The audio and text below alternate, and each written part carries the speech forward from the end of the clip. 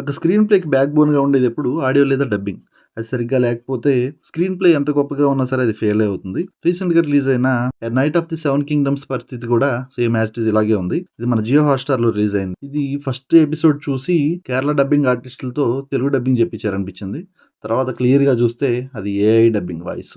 Movies తో పాటు web series కూడా డైలీ రొటీన్ గా మారిన ఈ కాలంలో కనీసంగా మినిమం సెన్సార్ కట్స్ కూడా ఉపయోగించట్లేదు. ఇక స్క్రీన్ ప్లే గురించి మాట్లాడుకుంటే ఎపిసోడ్ 3 లో గుర్రంతో పేడ పిక్చర్ బాగానే ఉంది. ఎపిసోడ్ 2 కి వచ్చేసరికి ముసలాయన వాళ్ళలో ఏకంగా హీరో కూడా డైరెక్ట్ గా అదే పని చేసేది మనకి చూపించారు. వెబ్ సిరీస్ కి సెన్సార్ రూల్స్ ఎలాగో వర్తించవు.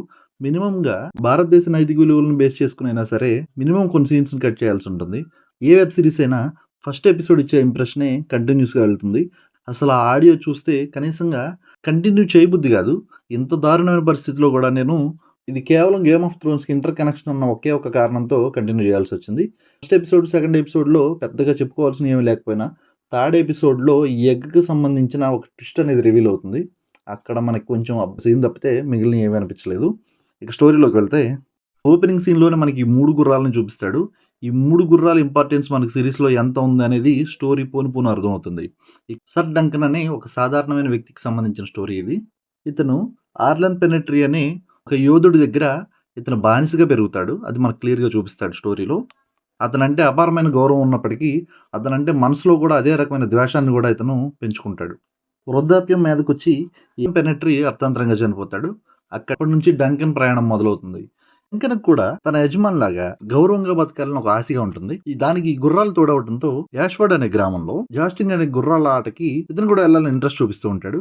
దీనివల్ల ఇతనికి పేరు, గౌరవం, మర్యాద ఇవన్నీ వస్తాయని ఇతని ఆశ. ఈ వెళ్లే క్రమంలో ఇతనికి ఎగ్ అనే ఒక క్యారెక్టర్ పరిచయం అవుతుంది. ఈ ఎగ్ కూడా నన్ను కూడా యాష్వర్డ్ కి తీసుకెళ్ళమని ప్రాధాయపడినప్పటికీ డంక్ మాత్రం ఒప్పుకోడు. తను ఆ 3 గుర్రాలను తీసుకుని అక్కడ నుంచి వెళ్ళిపోతాడు. గుర్రాలతో యాష్వర్డ్ వెళ్ళిన డంకన్ అక్కడ ఒక వీరుడిలాగా అతను పరిచయం చేసుకుంటాడు. కానీ అక్కడ ఎవరు కూడా ఇతను వీరుడు అంటే అస్సలు నమ్మరు. ఇతను వేషధారణ అట్లాగే ఇతను బట్టలు, బాడీ స్టైల్ ఇదేది కూడా ఒక వీరుడు రూపంలో అస్సలు ఉండదు. సో అక్కడ వాళ్ళకి ఇతను వీరుడు కాదని ఈజీగా అర్థమైపోతుంది. జాస్టింగ్ లో పాల్గొనాలి అంటే గుర్రాలే కాదు, గుర్రాలతో పాటు గుర్రాలకి ధాన్యం, డబ్బు, అలాగే ఇతనికి హెల్పర్స్ ఇవన్నీ కావాలని అర్థం చేసుకున్న అతను ఒక గుర్రాన్ని అమ్మేసేయాల్సి వస్తుంది. దానికి చాలా బాధపడతాడు. ఇదంతా ఒక ఎత్తు అయితే అక్కడ ఒక రాజు ఆమోదం లేనిది క్రీడలో పాల్గొనడానికి అనుమతి లేదనేసరికి చాలా నిరాశ చెందుతాడు. కానీ యాష్ఫర్డ్ లో ఉన్న రాజులందరికీ కూడా ఎర్లన్ పెనెట్రీ ఆల్రెడీ సాయం చేసి ఉంటాడు.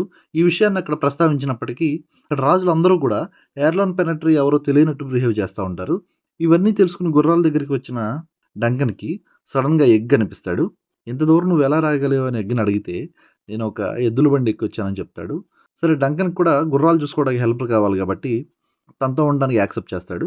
ఒకానొక టైంలో ఈ జాస్టింగ్కి సంబంధించిన సూట్ కోసం ఈ ఎగ్ని అమ్మేయడానికి ట్రై చేస్తాడు. ఇలాంటి వీళ్ళ మధ్యలో స్లోగా ఒక బాండింగ్ అనేది పెరుగుతుంది.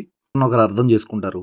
ఒకవైపు యాష్ఫర్డ్ కింగ్ ఈ 7 కింగ్డమ్కి సంబంధించిన రాజులందరికీ ఇన్విటేషన్ పంపుతాడు ఈ గేమ్ ఆడటానికి రమ్మని. హౌస్ ఆఫ్ టార్గేరియన్ నుంచి ఎరియోన్ బ్రైట్ అనే క్యారెక్టర్ మనకి ఇంట్రడ్యూస్ చేస్తారు. ఇతను ఆల్రెడీ ఆ గేమ్ లో ఆడి ప్రత్యర్థిని చంపినట్టు కూడా మనకి చూపిస్తారు. ఇతని క్యారెక్టర్ చాలా వైలెంట్ గా ఉంటుంది. వీళ్ళు డ్రాగన్ ఫీల్డ్ కి సంబంధించిన వాళ్ళు. వీళ్ళు యూనిఫామ్ గానీ వీళ్ళ ఫ్లాగ్స్ గానీ సేమ్ అదే స్టైల్లో ఉంటాయి. ఇటువైపు డంకన్ ఒక బొమ్మలాటలాడే టెన్సెల్ అనే ఒక క్యారెక్టర్తో చాలా క్లోజ్గా ఉన్నట్టు చూపిస్తారు మనకి. ఒక పర్టికులర్ సీన్లో తను డ్రాగన్ చంపినట్టు చూపిస్తారు.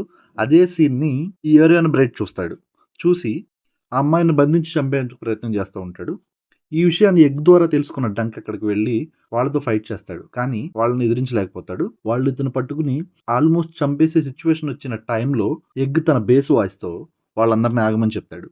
ఎప్పుడైతే ఎగ్ చెప్పాడో వాళ్ళు సడన్గా ఆగిపోతారు. ఈ డంక్కి ఫ్యూజులు ఎగిరిపోతాయి. ఇప్పుడల్లా ఒక చిన్న పిల్లోడు చెప్తే సైన్యం మొత్తం ఎందుకు ఆగిందని అస్సలు అర్థం కాదు డంక్కి.